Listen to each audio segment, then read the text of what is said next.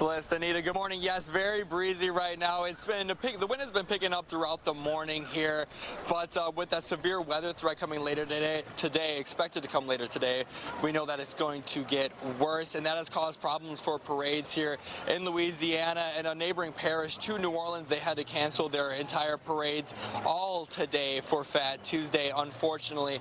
But here in New Orleans, the Mardi Gras capital, the party is underway. As you can see behind me, people are lining up the streets here in downtown New Orleans, dressed in their purple, gold, and green, ready for these parades to roll by downtown New Orleans here, and obviously see those spectacular floats and catch some beads.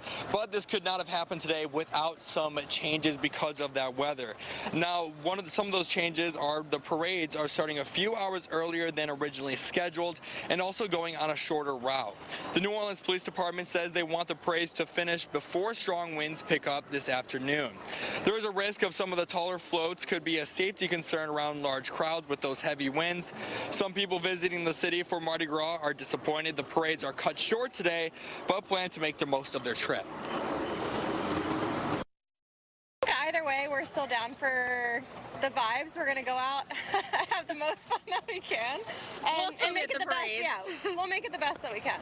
Probably just going to a bunch of local spots. We've been asking a bunch of our Uber drivers and waitresses of where to go, so we would check out those spots.